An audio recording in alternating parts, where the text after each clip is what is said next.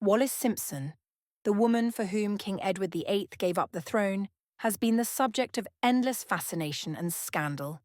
She is often painted as the seductive American divorcee who bewitched a king and rocked the British monarchy. But beyond the well-known love story lies a darker, more sensational question that continues to fascinate. Was Wallis Simpson secretly transgender or intersex? In other words, was the Duchess of Windsor born biologically male or with a rare condition that made her not fully female? It's a provocative claim that sounds like Victorian tabloid fodder, yet it has been seriously argued by some biographers and vehemently denied by others. In this deep dive, we'll explore Wallis's extraordinary life, the origins of the Wallis was a man theory, the evidence and rumours that fed it, and why the truth may never be known. Buckle up. This story has everything from royal romance and betrayal to clandestine medical mysteries and salacious gossip spanning decades. Wallis's story begins with an auspicious and oddly symbolic birth. Bessie Wallis Warfield, as she was originally named, was born in June 1896 in a small resort town called Blue Ridge Summit, straddling the border between Pennsylvania and Maryland. In fact, the cottage where she was born literally sat in 4 different counties, 2 in each state, meaning Wallis came into the world on both sides of the Mason-Dixon line, as one writer quipped. No official birth certificate was ever filed for Wallis, which later added an air of mystery to her origins. It wasn't legally required at the time, and some have speculated that her parents might have avoided it due to the stigma of conceiving before their rushed marriage. There was not even a newspaper announcement of her birth. From the very start, Wallis's life didn't fit neatly into boxes, a fitting prelude, perhaps, to the ambiguities and controversies that would follow her. Wallis's family background was prestigious, but troubled. Both parents were from distinguished Southern families, the Warfields and the Montagues, who had sided with the Confederacy in the Civil War. However, her parents' marriage was not approved by either family. Her mother's wealthy Warfield relatives looked down on her father's Montague side as socially inferior. Tragically, her father died of tuberculosis just 5 months after Wallis was born. This left infant Wallis and her young widowed mother dependent on the begrudging charity of Uncle Solomon Warfield, a controlling relative who doled out funds sparingly and kept a tight grip on Wallis's upbringing. Growing up in Baltimore, Wallis felt the insecurity of living on someone else's generosity, a fear of financial ruin that would motivate her life choices for years to come. Despite the family drama, Wallis was afforded a top-tier education.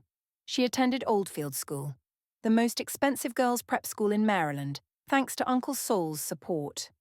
At Oldfields, Wallis excelled academically, graduating at the top of her class, and developed a reputation that hinted at her bold personality. She was known as an impeccable dresser and had a strong, outgoing demeanor. Many adults found her assertiveness offensive, but her peers found it magnetic. She was popular among the girls even while elders muttered that young Wallis was perhaps too brazen for a proper young lady. This pattern, charming her circle of friends while ruffling more conservative onlookers, would continue throughout her life. By the time she made her societal debut at Baltimore's prestigious Bachelor's Cotillion, Wallis was already adept at navigating high society. But she hungered for a life more exciting and secure than the precarious, genteel poverty of her youth. In 1916, at age 20, she jumped at an opportunity for change. Visiting her cousin, Corinne, in Florida, led to an introduction to a dashing U.S. Navy aviator, Lieutenant Earl Winfield, Win Spencer. Win was handsome, with a touch of glamour, and Wallis was immediately smitten. A whirlwind romance ensued, and the two married on November 8, 1916. Wallis, it seemed, had launched herself into the very man's world of adventure and status she craved.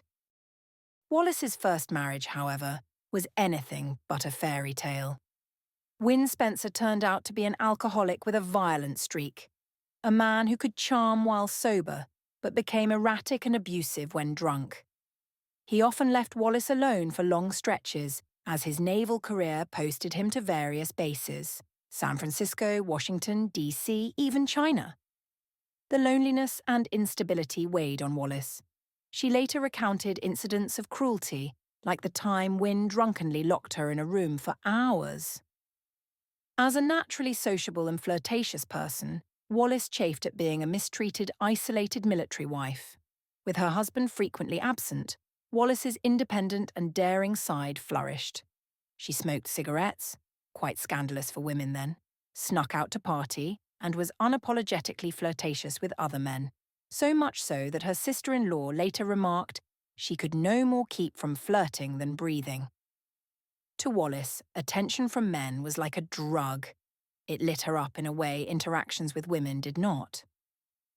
In 1924, after several rocky years, Wynne invited Wallis to join him in the Far East for one last attempt to salvage their marriage. Wallis accepted and travelled to China, but the reunion was a failure. Wynne's drinking and their marital estrangement continued unabated. Rather than return home to Baltimore defeated, Wallis made a bold choice. She stayed on in Asia alone. What followed has become the stuff of legend and infamy in Wallis's life. She later dubbed it her Lotus Year, a period of personal reinvention amid the exotic backdrop of 1920s China. For roughly a year, Wallis lived independently in China, primarily in Shanghai and later Beijing, then called Peking. She perfected the art of social networking, using whatever tenuous contacts she had to ingratiate herself into the most fashionable expatriate circles and wild parties. By her own account, she was honing the social skills and wit that she'd deploy so effectively later on. But this Lotus Year soon became enveloped in salacious rumours and mystery. It was whispered that Wallis took a lover during her time in China, a mysterious Argentine or Italian man, though his identity remains unclear. More scandalously, years later during the abdication crisis, British intelligence reportedly compiled a China dossier on Wallis, painting her time there as a catalogue of sexual depravity. According to vicious rumours, Wallis had descended into debauchery in Shanghai's underworld, becoming addicted to opium, posing nude for pornography, engaging in affairs, perhaps even trysts with women, and frequenting brothels. One particularly lurid legend claimed Wallis learned an ancient Oriental bedroom technique in a Chinese brothel, infamously nicknamed the Shanghai Grip, which supposedly gave her astonishing sexual prowess. As one crude quip described it, she could make a matchstick feel like a Havana cigar. It's important to note that no concrete evidence of the so-called China dossier has ever surfaced. Many historians now believe these tales were a smear campaign by the British establishment to destroy Wallis's reputation and justify keeping her away from the throne. The rumours played into racist, xenophobic tropes of the era that assumed any Western woman in the East must be up to immoral behaviour. Wallis herself, upon hearing of these allegations years later, dismissed them as nothing but venom, venom, venom. Still, the lurid mystique of Wallis's Lotus Year stuck to her, indelibly colouring her image. Whether true or not, the mere possibility that she had dabbled in taboo pleasures in Shanghai added a layer of scandalous allure. What did this woman know that so enthralled a king? And, as we'll see, it dovetailed with later whispers about her sexual identity. Wallis's China adventure ended on a grim note. Near the end of 1925, as she finally made her way back to the United States, she fell violently ill aboard ship. Upon arrival in Seattle, she had to be carried off and rushed to a hospital for emergency surgery. The exact nature of her illness was never publicly explained. It was vaguely described as recurring stomach attacks that had plagued her before. Speculation ran rampant. Some said she had complications from dysentery, others insinuated a botched abortion, and still others mused whether it was related to some underlying gynecological condition linked to the intersex theory. Wallis never clarified what happened, and the episode remains a tantalizing medical mystery in her story. After recovering, she officially divorced Win Spencer. The decree was finalized in 1927 in Shanghai. Now single and in her early 30s, Wallis was back in the US, essentially penniless and living off friends' hospitality. She toyed with finding work to support herself, at one point enrolling in a secretary course, but her pride and lofty tastes sabotaged such efforts. As Wallis herself grandly put it, she longed to do something different in a man's world, a supreme irony given that her ultimate career, as it turned out, would revolve around captivating and conquering powerful men rather than competing with them in business. In 1928, Wallis made what seemed a safe and sensible choice. She remarried, this time to Ernest Simpson, an Anglo-American shipping executive. Ernest was not fabulously rich or glamorous, but he offered something Wallis craved: stability. He was dependable, educated, socially polished, half-British and eager to rise in society, and comfortably well off. Crucially, Ernest adored Wallis. He divorced his first wife to be with her, and in July 1928 they wed and settled in London. For Wallis, this was a fresh start in a new country, and she approached it like a project to curate the life she wanted. The couple moved into a smart London flat with servants and began cultivating a glittering social circle. Ever the social strategist, Wallis gathered interesting friends and leveraged contacts, many of them American expats like herself, to gain entry into higher echelons of British society. And indeed, she soon befriended a trio of glamorous Anglo-American sisters, Consuelo Thor, Thelma Furness, and Gloria Vanderbilt, whose circles overlapped with royalty. Unbeknownst to Wallis, fate was about to deal her a hand beyond her wildest ambitions or fears. Through these connections, she was about to meet a prince, and her life would never be the same. In January 1931, Wallis Simpson, then 34 years old and on her second marriage, was introduced to Edward, the Prince of Wales, heir to the British throne. The meeting happened thanks to her friend Thelma, Lady Furness, who at the time was Edward's mistress. Thelma invited Wallis and Ernest to an intimate weekend house party at her country home, essentially to play chaperone and provide cover for the prince's illicit visit. Wallis's own letters reveal she was nervous and excited at the prospect of mingling with royalty. Ironically, their first encounter was entirely forgettable. Wallis later mused that Edward scarcely noticed her that weekend. She was neither young, by debutante standards, nor classically beautiful. In fact, many who met Wallis remarked that she was quite plain in looks, short and fashionably rail-thin, with a square jaw, a masculine set face, and a throaty, rasping voice.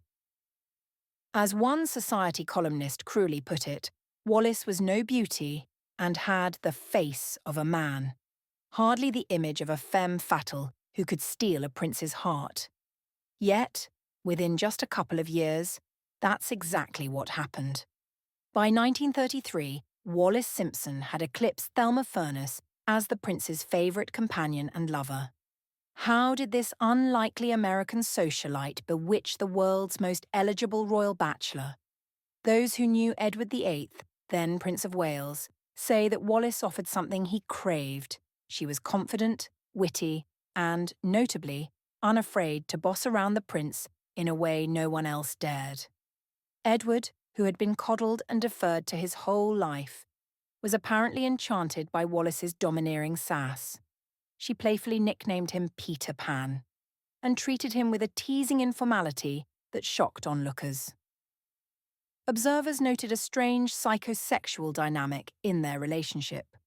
Wallis often humiliated or emasculated the prince in public, and he seemed to only love her more for it.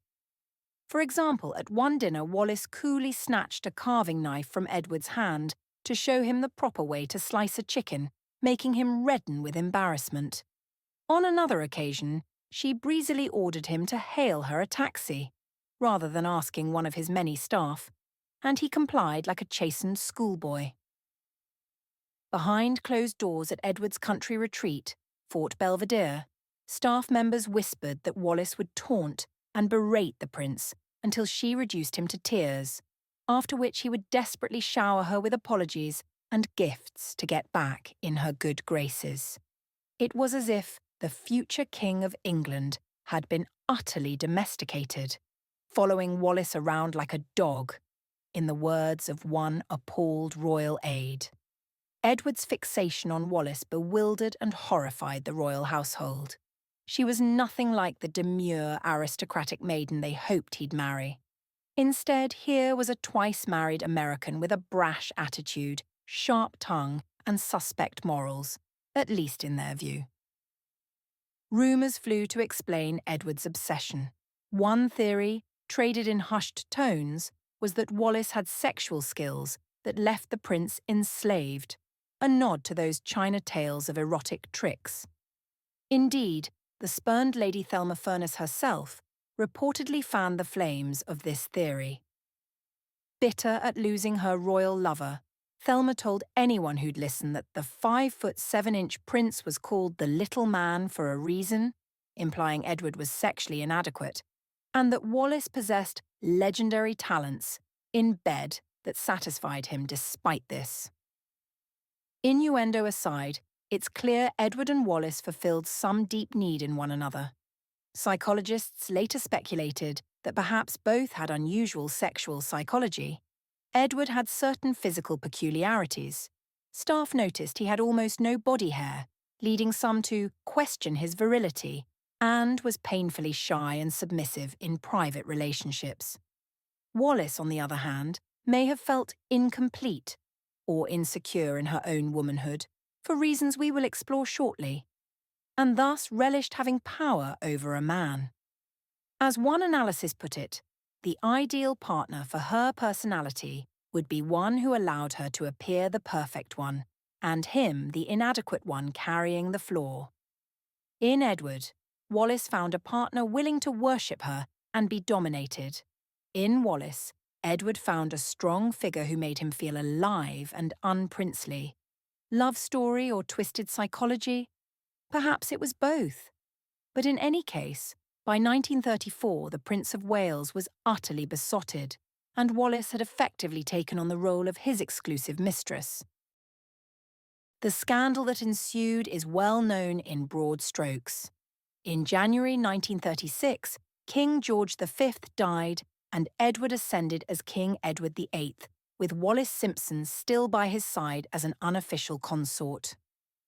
The British establishment broke into panic. A constitutional crisis loomed.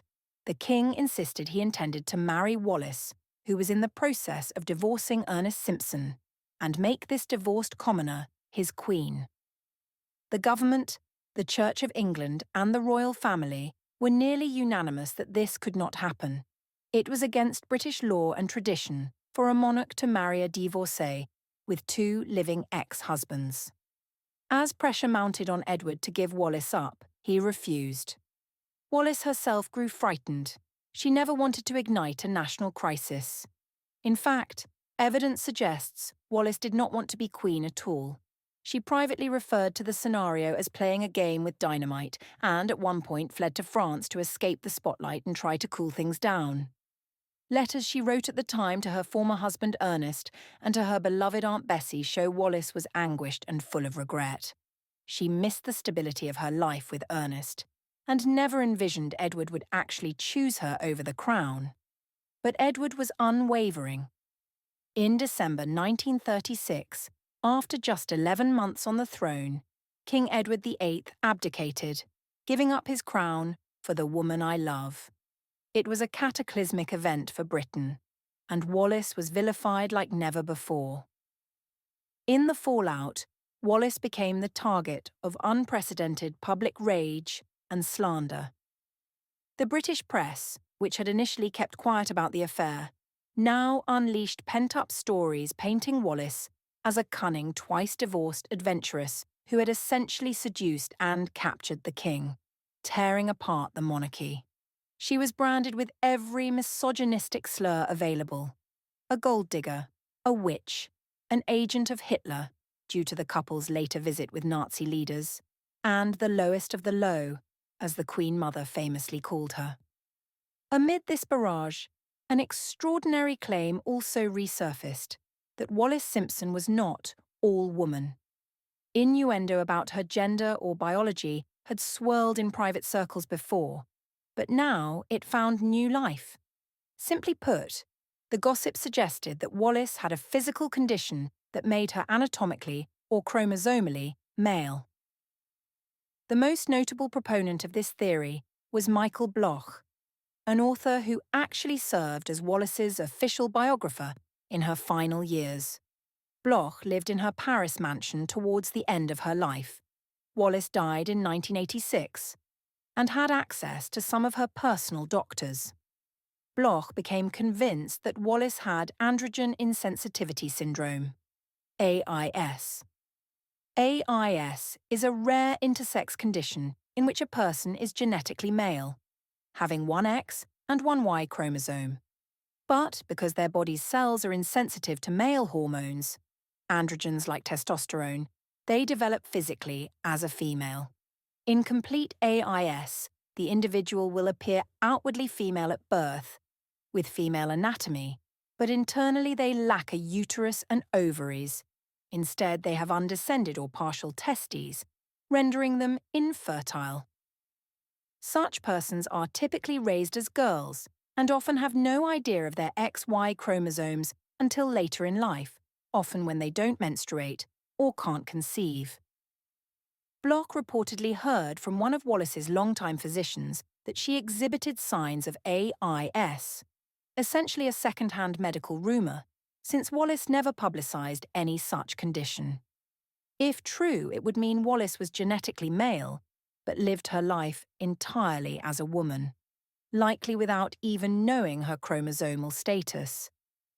It's a shocking claim about a famous historical figure, and thus it has had a lot of tabloid mileage. But is there any truth to it? Let's examine the supporting arguments and the counterarguments more closely.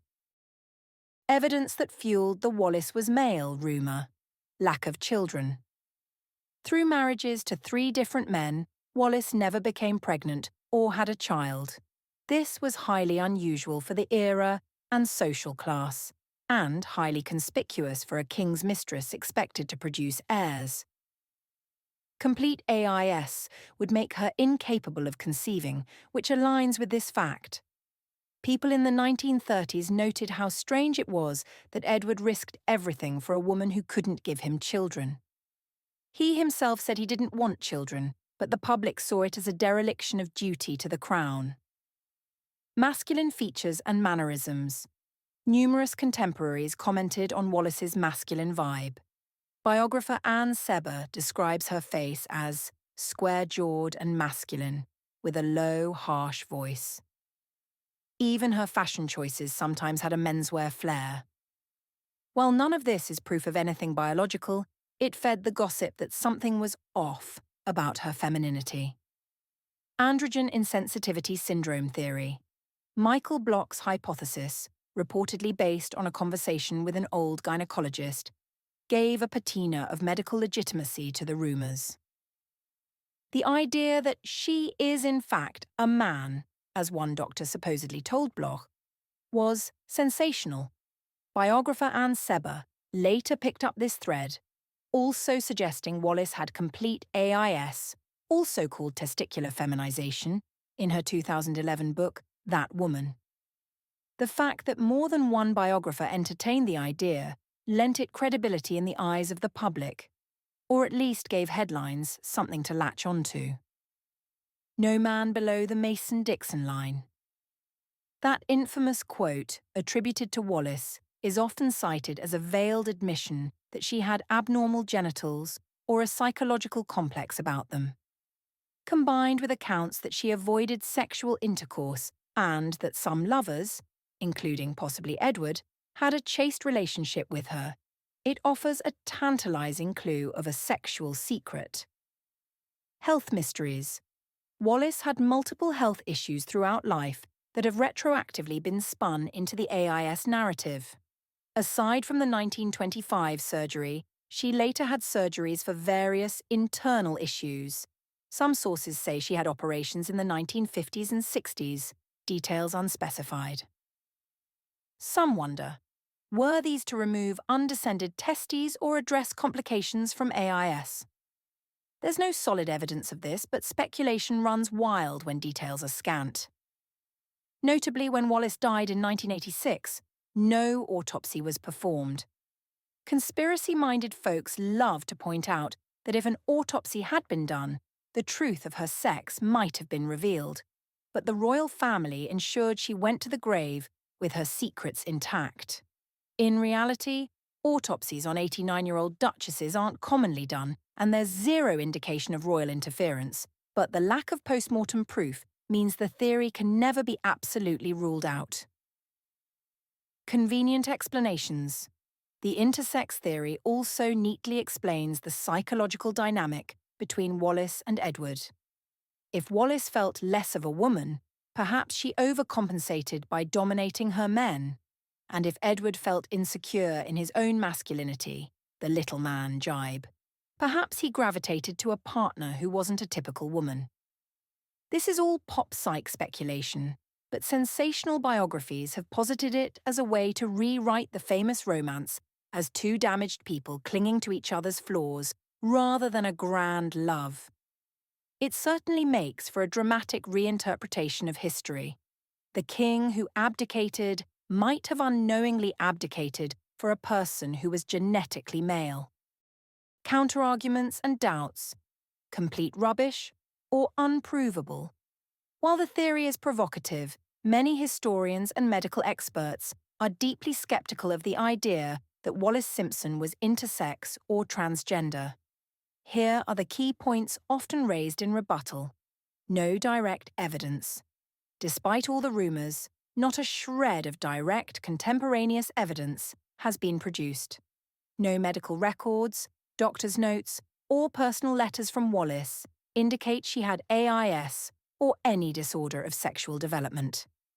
Renowned royal biographer Hugo Vickers, who extensively researched Wallis for his 2011 book, stated he found not a shred of evidence to support the AIS theory. Vickers was so incensed by the claim that he publicly blasted it as complete rubbish and suggested it was a sensationalist invention to sell books. Indeed, Michael Bloch was rumoured to have received a huge advance for his biography in the 1990s and was pressured to deliver a bombshell. The AIS claim conveniently provided one. Physical appearances can deceive. The so-called masculine traits, jawline, voice, figure, can all occur in perfectly typical women. Photographs of Wallis in bathing suits show she had a normal female body shape for a slim woman of her era. A square jaw or small bust does not equal male chromosomes. The mannish label was arguably a sexist trope deployed by those who disliked her. Many women have angular features or husky voices without any intersex condition. So using that as evidence is shaky at best. As one endocrinologist said, he has scientific and philosophical problems with assuming a mannish demeanour means someone is intersex. She could have been infertile for other reasons. Infertility is unfortunately common and can result from many causes: untreated infections, fibroids, hormonal imbalances, etc. Wallis's inability to have children, while convenient to the AIS narrative, isn't proof of anything. Notably, no doctors at the time hinted at such a condition. If Wallis never menstruated, as would be the case with AIS, due to no uterus, it's hard to believe that wouldn't have been noted. Yet there's no record she ever had concerns about a lack of periods, something she likely would have discussed with a close friend or doctor had it occurred. Wallis's own sexuality. The claim that she never had sex with her first husbands comes second-hand and may be exaggerated. Her first husband was a known abuser and alcoholic, hardly conducive to a healthy sex life anyway. The quote about the Mason-Dixon line could have been a flippant remark about propriety rather than a literal statement of lifelong celibacy. Moreover, by many accounts, Wallis had a strong sexual charisma and enjoyed flirting and possibly physical intimacy. Her intense friendship with playboy Jimmy Donahue in the 1950s sparked rumours of a sexual affair in her 50s that supposedly briefly tempted her to leave Edward. If she truly could not or did not enjoy sex, it's curious that she still managed to inspire such lust and devotion in multiple men. Edward VIII was clearly sexually attached to her, albeit perhaps in unorthodox ways, and there's speculation they did have some sexual relationship, just maybe not intercourse in the traditional sense. Biographers with agendas. Some historians point out that the Wallis was into sex theory conveniently serves certain narratives. It makes the abdication story even more shocking, great for book sales and documentaries, and it can also humanize Edward VIII's failings, implying he was a victim of a unique situation, rather than simply a willful man who chose love over duty. Hugo Vickers suggests Bloch and Seber were looking for a sensational hook. In contrast, other serious biographers like Greg King and Philip Ziegler have not endorsed the AIS idea and continue to interpret Wallis as a woman who, while complex, was not medically male. They emphasize more conventional explanations. Wallis was ambitious, charismatic, and filled a psychological need for Edward, which is enough to explain the abdication saga without invoking intersex conditions or mystical Shanghai tricks. No autopsy, no peace. Unfortunately for truth seekers, Wallis's body did not yield any posthumous answers. When she died in 1986, she was buried in the Royal Burial Ground at Frogmore. Some have whimsically noted that behind gates that will always be closed lies the only evidence that could prove or disprove the theory. Short of exhuming her, an extremely unlikely and ghoulish proposition, we will never see a DNA test or internal exam to settle the question. This means the rumours will forever hover, unable to be fully debunked. As one commentator wryly put it, the Wallis gender theory will hang fire indefinitely because you can't libel the dead and you can't confirm their secrets either. So, was Wallis Simpson transgender or intersex? In the end, we must conclude that it's an intriguing possibility, but ultimately unproven, and likely unknowable. The idea that the Duchess of Windsor had a hidden medical condition remains an open-ended mystery, one that sits at the intersection of historical research and salacious gossip. It's a theory that has gained traction not so much because of hard evidence, but because it feels symbolically fitting to some. Wallis was always an outsider who upended the establishment. How deliciously ironic if she also upended the very definition of womanhood in that prim court. The story is the stuff of clickbait heaven. King gives up throne for woman. Who was actually a man? It guarantees raised eyebrows. However, we should also consider why this scandalous narrative persists. Wallis Simpson was a convenient target for misogyny and character assassination. She was blamed for bewitching a king, cast as a femme fatale or worse, because people could not accept that Edward VIII made his own decision to abdicate. By implying Wallis had masculine traits or wasn't a real woman, detractors could further demean her and suggest the whole marriage was a perversion or mistake of nature. It's telling that these rumours really took off during times when Wallis was most demonised, the abdication in 1936 and later in the 1950s to 60s when tell-all books and tabloids looked to cash in on Windsor's secrets. The transgender theory can be seen as the ultimate indignity foisted on Wallis, a woman who already suffered mountains of abuse and exile being posthumously stripped of her womanhood.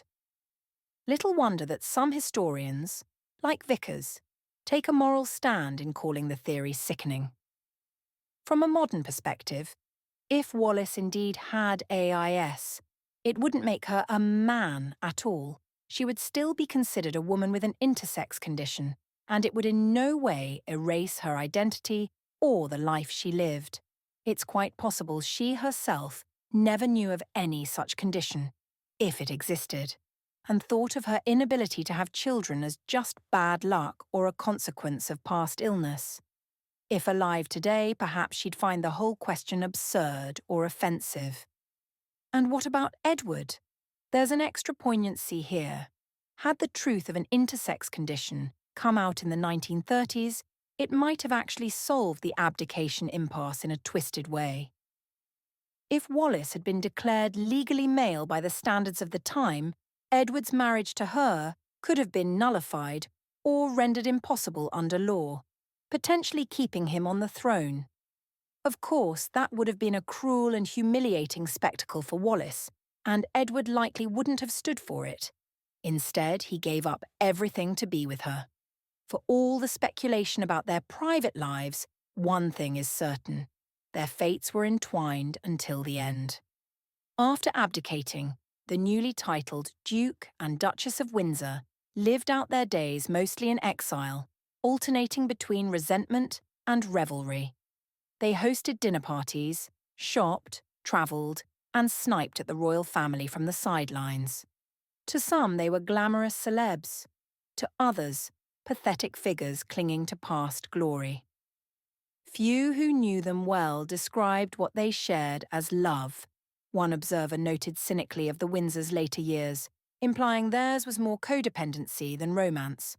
But whatever it was, it lasted. Edward died in 1972, still devoted to Wallis, and Wallis, though increasingly frail and suffering dementia, lived on until 1986, essentially alone with her memories.